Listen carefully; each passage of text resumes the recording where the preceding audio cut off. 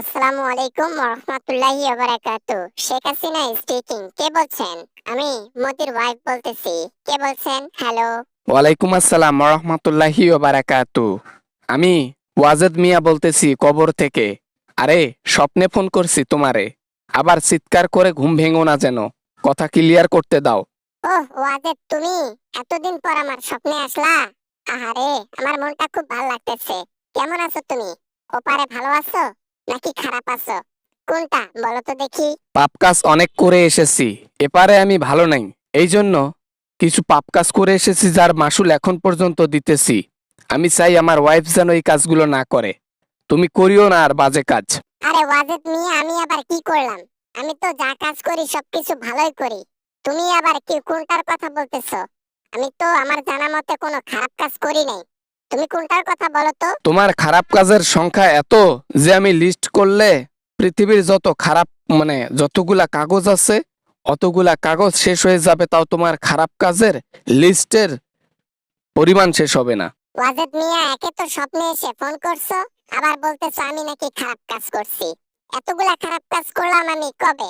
তুমি এমন ভাবে বলতেছো যেন পৃথিবীর মধ্যে সবচেয়ে খারাপ ব্যক্তি এখন আমি। বাংলাদেশের মধ্যে কতগুলো অসহায় মানুষের প্রাণ তুমি নিয়ে নিলা, তোমার কি মনে নাই? কিভাবে তুমি মানুষগুলোকে হত্যা করছো গোপনে ওপনে? সবকিছুর হিসাব তো মাঠের নিচে নেবে আল্লাহ তাআলা। তাই বলি কি, খারাপ কাজ কইরো না, তওবা করে ভালো কাজ করো এখন থেকে। কি করব বলো ওয়াজেদ? আমার করার কিছু ছিল না। ক্ষমতা টিকিয়ে রাখতে গিয়ে অনেক মানুষকে হত্যা করতে হয়। টাকা পয়সার ব্যাপার আছে। হাজার হাজার টাকা কামাইতে গেলে কিছু মানুষকে উপরে পাঠাই দিতে হয়, বুঝছো? ওটা তো তোমার দুনিয়ার কাজ। আখেরাতের কাজ কি শুনবা একটু? তুমি এক একটা হত্যার কারণে কি রকম শাস্তি হতে পারে নিচের মধ্যে, আমি যদি এখান থেকে বলি এখনই ঘুম ভেঙে যাবে। বুঝছো আমি কি বলতে চাচ্ছি? শুধু একটা নমুনা বলি, যদি একটা খারাপ কাজ করো না, তার বিনিময়ে হাজার হাজার বছর তোমাকে জাহান্নামে শাস্তি ভোগ করতে হবে। তুমি আমাকে অনেকদিন পর স্বপ্নে ফোন করছো, আর ফোন করে আমাকে জ্ঞান দিচ্ছ। আমি খারাপ কাজ করছি নাকি ভালো কাজ করছি সেটা আমার ব্যাপার, আর দুনিয়ার মধ্যে আমার যা কিছু আছে তার ব্যাপার। তোমাকে নাক গলাতে বলছি স্বপ্নে? ভালো কথা বললেই তো দোষ হয়ে যায়, তাই না? সমস্যা নাই, স্বপ্ন ভেঙে গেলে আবার দুনিয়ার মধ্যেই ফিরে যাবা। খারাপ কাজ থেকে বিরত কখনো থাকতে পারবা না। মনে রাখো, আল্লাহ ছাড় দেয়, ছেড়ে দেয় না।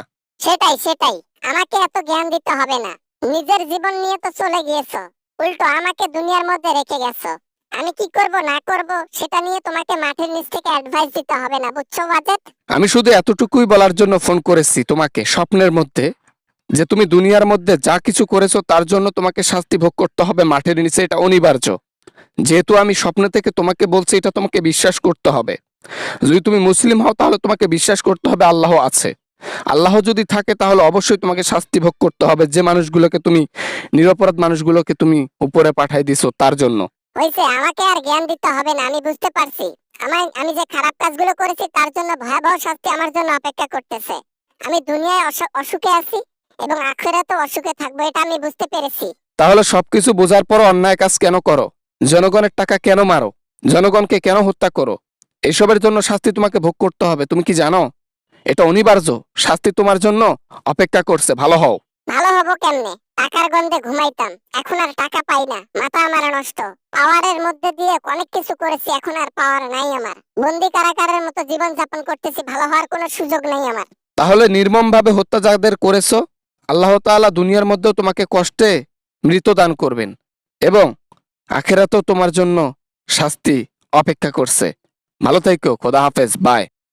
হ্যালো বন্ধুরা, আশা করি ভিডিওটা অনেক ভালো লেগেছে অ্যান্ড অনেক এনজয় করেছেন। যদি ভিডিওটা ভালো লাগে অফকোর্স একটা লাইক করবেন, আর চ্যানেলে নতুন হয়ে থাকলে অবশ্যই চ্যানেলটি সাবস্ক্রাইব করবেন। এরকমভাবে সাপোর্ট করবেন, ভালোবাসা দেবেন। ধন্যবাদ সবাইকে।